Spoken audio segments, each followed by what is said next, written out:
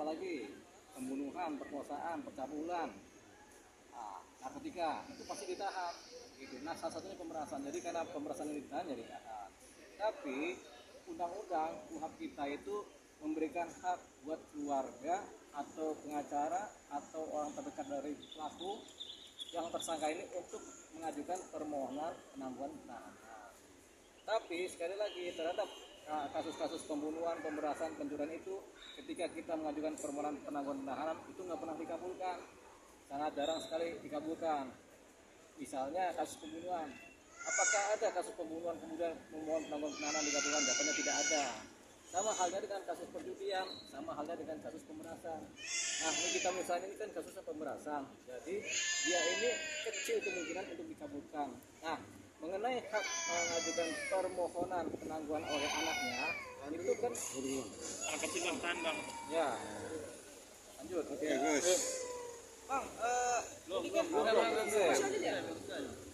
Nah lanjut. Nah jadi anaknya ini kan Suwawi mengajukan permohonan penangguhan. Sudah benar anaknya mengajukan permohonan penangguhan dengan jaminan anaknya sendiri sebagai keluarga terdekat saudara. Tapi kemudian karena kasusnya adalah sama seperti atau mirip dengan kasus pembunuhan, pencurian, perjudian, narkotika, maka kemudian walaupun surat permohonan penangguhan diterima oleh penyidik Polda Metro Jaya, tapi kemudian untuk dikabulkan penangguhannya itu sangat kecil kemungkinannya.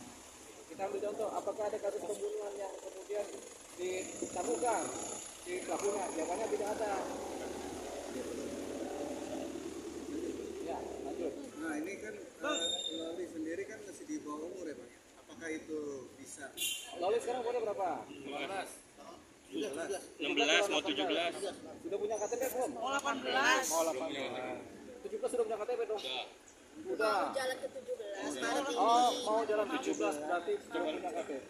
Jadi kalau Loli mengajukan permohonan itu belum bisa, dia harus diwakilkan oleh pengacaranya Nikita Mirzani sendiri, mewakili pihak keluarga. Nah, Nikita Mirzani sendiri pasti ada keluarga yang dewasa, entah suaminya, entah tantenya, entah ibunya, entah adiknya, itu mereka yang kemudian mengajukan permohonan penangguhan penahanan. Mereka kemudian dibarengi oleh surat keterangan dari RT RW yang mengatakan demikianlah mereka keluarganya, kemudian mereka mengajukan permohonan penangguhan penahanan. Itu adalah hak yang diatur oleh Kitab Undang-Undang Hukum Acara Pidana.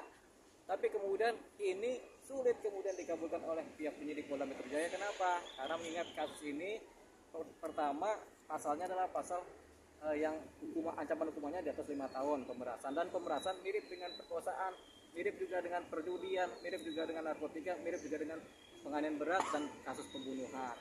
Rata-rata itu nggak pernah kemudian ditangguhkan penahanannya oleh pihak penyidik dengan alasan tadi berkhawatir menghilangkan barang bukti, berkhawatir kemudian melarikan diri.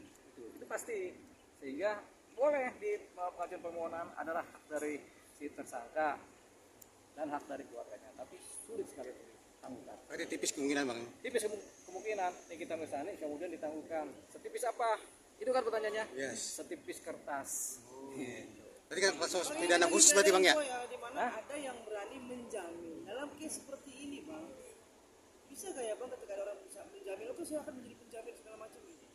Mas bisa Orang yang Bang? berpower. Betul. Setiap permohonan penangguhan penahanan itu harus dibarengi dengan penjaminnya. Selalu harus ada penjamin. Nggak ada tanpa penjamin. Jadi setiap permohonan penangguhan penahanan harus ada penjamin. Siapa penjaminnya? Bisa si A, bisa si B. Tapi pada umumnya penjaminnya adalah keluarga, saudara. Gitu. Tapi itulah yang diatur oleh KUHP kita. Karena itu termasuk tindak pidana khusus berarti Bang ya? Bukan tindak pidana khusus, tindak pidana umum, tapi kriminal umum. Gitu, kriminal umum yang mirip-mirip dengan tadi yang kita sebut kriminalnya. Berarti sama kayak Kalau Fadil Bang punya ya? duit Bang, punya kuasa. Duit nggak punya kuasa di dunia. Nggak tahu ya, tapi duit rasa-rasanya nggak punya kuasa. Gitu. Bang berarti sama kayak Fadil Bang? Sama kayak Fadel. Fadel kan kasusnya kan percabulan atau apa aborsi kan. Itu juga sama-sama kasus yang nggak bisa ditangguhkan. Begitu, sama posisinya Nikita Mirzani. Itu karena kategori hukumannya di atas 5 tahun. Pertama itu, kedua memang kita sudah sepakati dari zaman dulu itu kasus-kasus yang seperti ini memang nggak bisa. Pertanyaannya apakah ada kasus perjudian yang kemudian bisa ditangguhkan? Jawabannya tidak ada. Kalau ditangguhkan, yang kena penyidiknya sama pimpinannya. Artinya tidak ada jurisprudensi. Bukan tidak ada jurisprudensi karena ada kesepakatan. Dan memang kasus seperti ini memang dua tadi dikhawatirkan melarikan diri atau menghilangkan barang bukti. Jadi kasus ini kasus termasuk kriminal berat ya, pemerasan. Jadi di Nikita Mirzani ketika dipersangkakan kasus pemerasan, dia termasuk melakukan tindak kriminal berat. Apa itu? Ya pemerasan. Pemerasan itu ada dua, pemerasan secara halus, pemerasan secara kasar. Pemerasan secara kasar itu dengan ancaman membunuh, dengan ancaman kemudian menculik, dengan ancaman membakar rumah, itu pemerasan secara kasar. Pemerasan secara halus dengan cara iming-iming cerita. Ayo nanti supaya nanti kita nggak ceritakan keburukan Anda di publik. Nah itu secara halus. Pemerasan secara halus diperas. Anda bayarlah supaya saya nggak buka mulut. Itu pemerasan secara halus. Makanya ketika kita dengar rekaman ceritanya, ceritanya si ajudannya Nikita Mirzani dengan si dokter ini, kita bisa dapat oh ini pemerasannya secara halus. Termasuk dalam kategori pemerasan secara halus. Nah, tindak pidana pemerasan secara halus ini mirip-mirip dengan penipuan, tapi nggak sama kategorinya, tapi mirip. Tapi sukar nggak untuk kategori terkait yang tadi? Ditangguhkan? Rasanya nggak mungkin. Bang, berarti satu-satunya cara untuk bebas juga nggak bisa bang. Ada unsur pemaaf juga nggak bisa. Apa unsur pemaafnya kalau memang terpenuhi Misalnya unsur? mengakui. Ya tetap aja, kan ini kan kasus kriminal umum yang berat, begitu. Ini pemerasan. Apalagi uangnya sudah pindah tangan kan, uangnya sudah dipegang, dikembalikan juga, kayaknya udah nggak ada tuh uangnya. Makanya timbul pasal TPPU. Bang, ini kan pemerasan uangnya udah masuk ke macam. Apabila uang itu dikembalikan oleh Nikita, gimana pengkasnya bang? Apakah RJ atau seperti apa? Tidak, dalam kasus-kasus pemerasan uang itu selalu dikembalikan. Pada umumnya dengan cara polisi yang mengambil, penyidik yang mengambil uangnya. Diambil paksa dengan cara apa? Dengan cara undang-undang TPPU. Begitu uangnya dari kemana itu yang diambil. Nah kalau ada sukarela mengembalikan, sudah terlambat.